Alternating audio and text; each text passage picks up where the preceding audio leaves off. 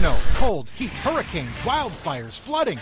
The weather extremes we're seeing here and across the country build a strong case for climate change. How many times do you have to get clubbed over the head before you scratch your head and go, something's going on? We sit down with Paul Douglas, a self-described conservative meteorologist, about his shifting stance on climate change. Starbucks is having some public relations problems this week. Why? For the arrest of two men in one of their stores last week in Philly. We'll tell you what the latest is in that story. Des Linden. Plus a historic win at the Boston Marathon and the rest of what's going on. Queen Bee, Beyonce's performance at Coachella is also known as Baychella, and it is being called one of the most meaningful performances in music history. Why it was more than just a performance. It was a celebration of black culture.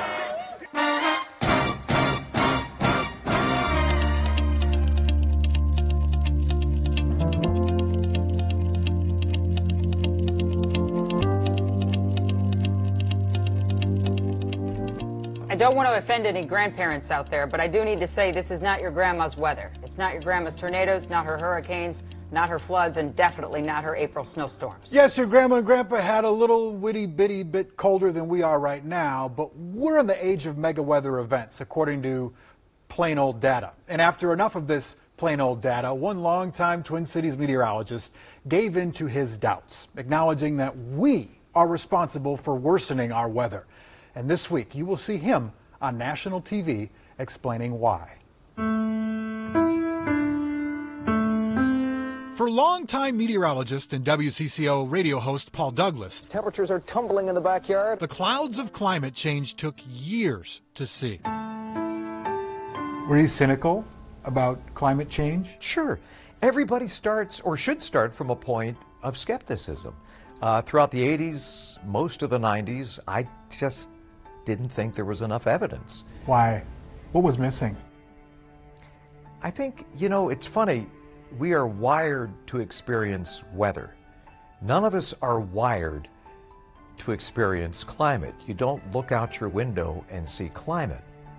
But if you get clubbed over the head repeatedly by increasingly bizarre, jaw-dropping, historic weather events, at some point it stops being a fluke, an aberration, and it starts to become a trend. And at first I thought I was imagining it. I thought maybe it was my meds. Maybe I was hallucinating.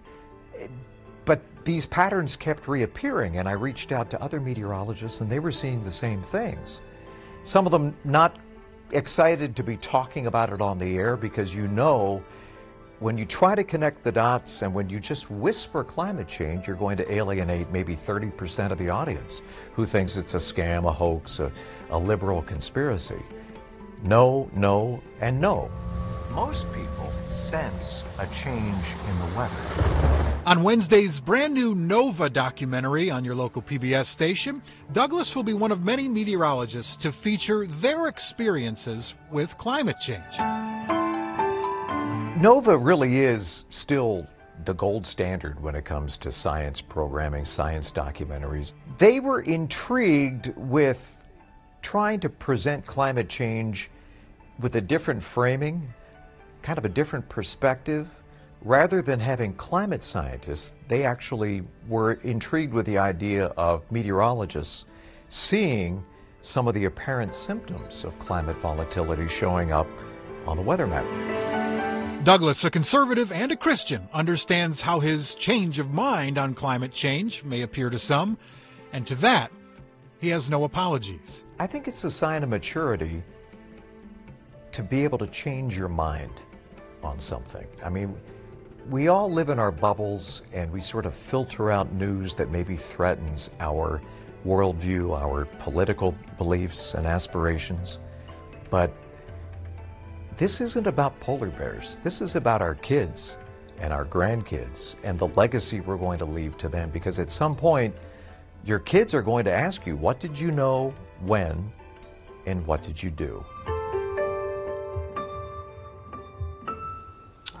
Thanks to Paul for talking to us today. The 2-hour Nova special that he'll be on premieres Wednesday night. It's at 7:30 on TPT2. And he said for him, The tipping point was the El Nino weather event of 1998, when all the evidence sort of stacked up for him, and he goes, yeah, there's something going on here. And then from 98 to now, take a look at CO2 levels, take a look at mega rain events, pick your data. Yeah, totally. Last hurricane season, the shorelines, it's all kind of adding The last up. weekend. Yeah, exactly, the last weekend. Well, speaking of that, the snow ruled the news feeds around here this weekend. Many of us spending every waking hour shoveling, so you might have missed a bit. Not to worry, we can catch you up on the news for this night, the 3,000th night of winter. Hot coffee might be the main product of Starbucks, but that company is in an ocean of hot water right now. Why is that? Well, last Thursday, 2 black men went to a Starbucks in Philadelphia to meet a third guy for business. While they were there, they asked the store manager to use the bathroom. The manager said no and then told them to leave because the men hadn't bought anything yet. The 2 men refused, so the manager called 911. The cops came and arrested the 2 African-American men for trespassing. Raise your hand if you have ever been waiting without a beverage at a Starbucks for someone. Yeah. So folks got real mad about this after it hit Twitter. Protesters crowded Starbucks, and the company's CEO is making it real clear about where he stands on this. What happened and the way that incident escalated and the outcome was nothing but reprehensible. And I'm sorry. The 2 black men, who were released and not charged with any crime, hired a lawyer who is also making it real clear about what she thinks this case is about: unconscious bias. And to make her case, she poses a hypothetical question about what this would have looked like had the 2 people waiting in the store who asked to use the bathroom would have been 2 white women. What's the 911 call you're never going to hear?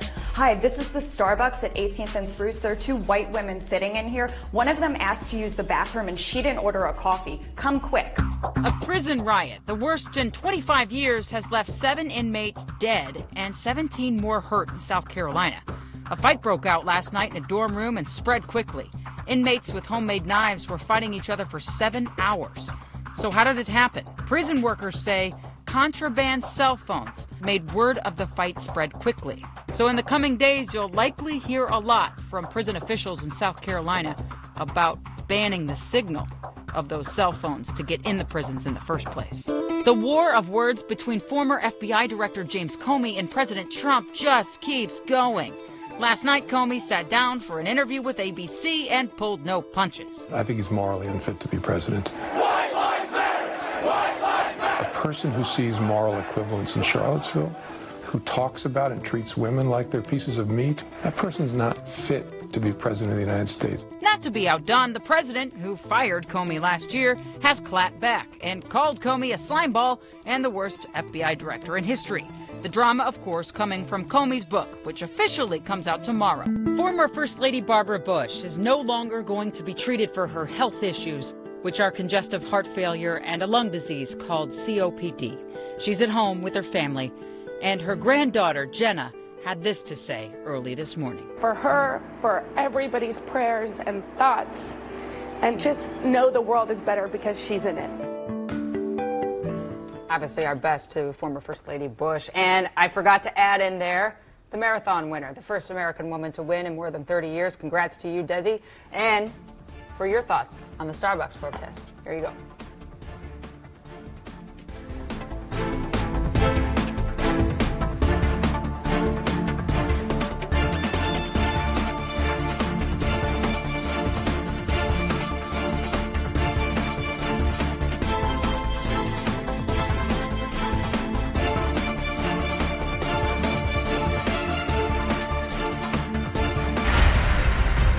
Sun Country's facing backlash for how it handled the snowstorm. Hundreds of travelers trying to get back home to Minnesota were left stranded. You have to book for somebody else. Good luck. Yeah, that's what they told us. Sorry for the inconvenience. They just abandoned us. Will the airline's response, or rather lack thereof, end up costing them customers? And do the wild owe Mother Nature a big ol' thanks a lot? Why, some believe the weather may have given our team a boost.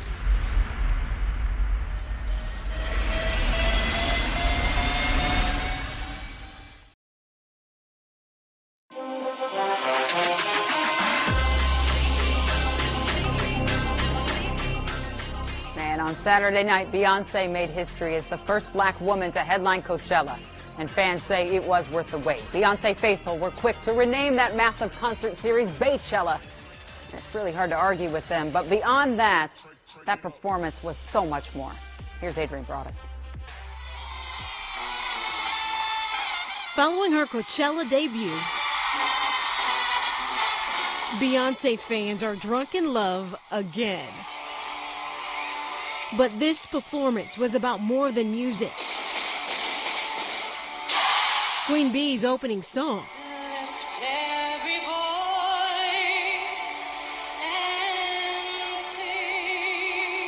was a prelude of what fans would experience.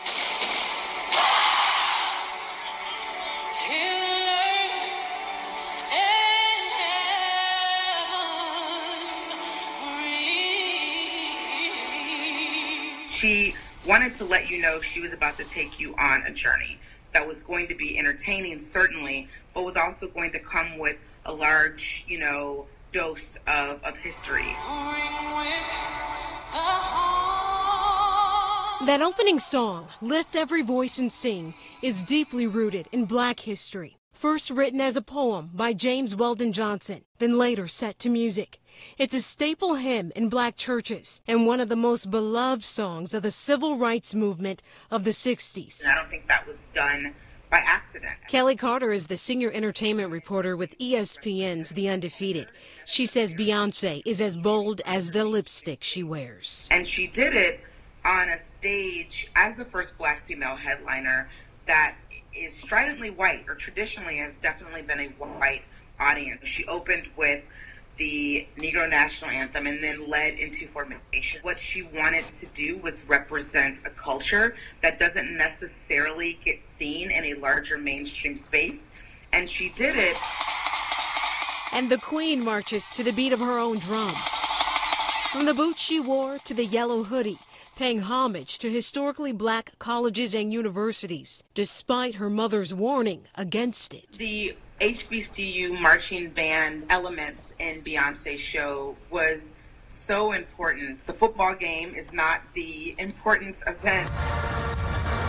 The important event, the main show, is halftime, and it is the battle of the marching band. And today, she's donating $100,000 to HBCUs. Absolutely. She just continues to hammer down. Nothing that she does is without purpose. Beyonce lifted her voice when she told her mom, "I have a responsibility to do what is best for the world and not what is most popular." She's someone who believes in giving back and wants to use her platform in a positive, uplifting way, and she really wants to represent the community that she comes from. When people ask me, in all seriousness, why are you a Beyonce fan? Yeah. Why are you this level of Beyonce fan? Adrian just told us why. Is there ever a concert she does where she doesn't break the internet? If she doesn't break the internet, then becomes news that she didn't break the internet. Ever since Beyonce kind of phased out of the single ladies thing and was doing kind of more bubblegum pop, when she did the self-titled album that dropped without any fanfare to it, it just came overnight. Yeah. Ever since then, and then obviously with the incredible work that is Lemonade, things have changed. Yeah. And she's used her platform to say something, which is interesting. Well, you loved it too. So here's your turn and your take on Beyonce bringing the proverbial heat at Coachella.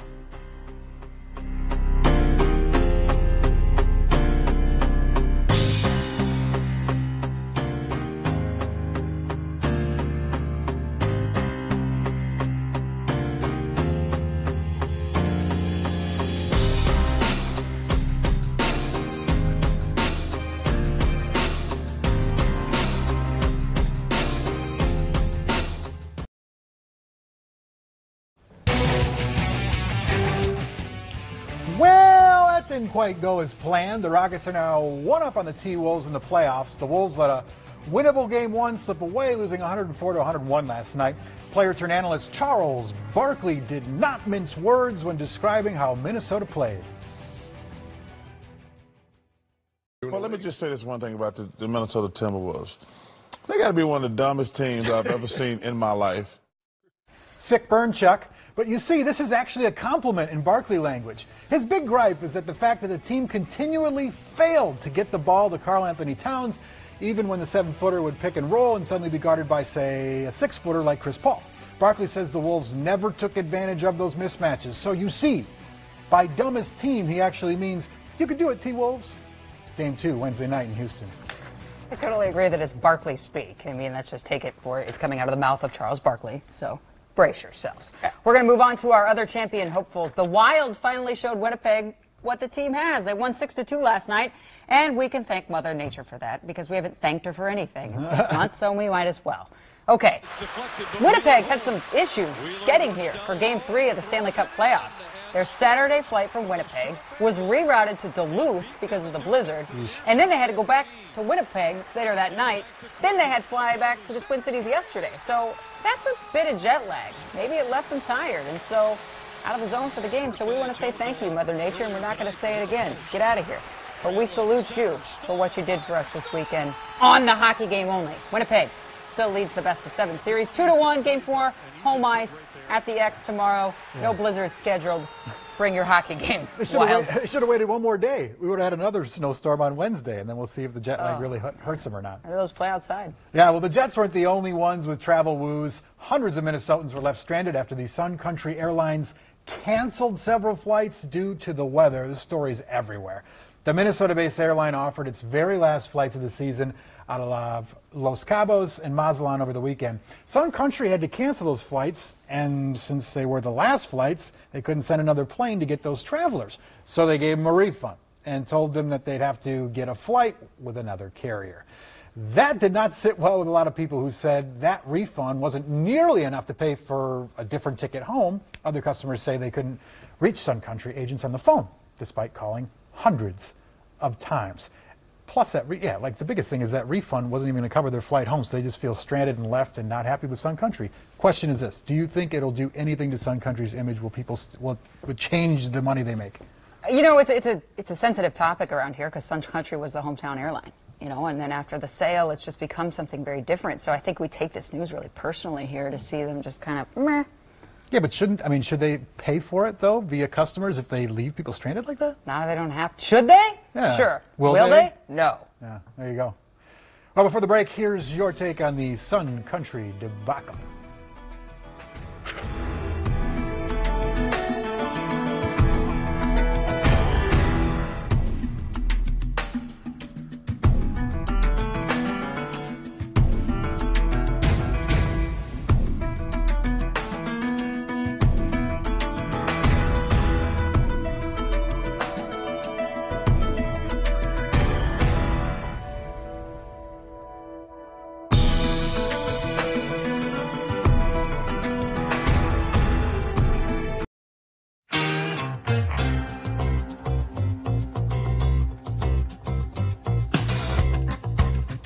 All right, so first it was the mummified monkey.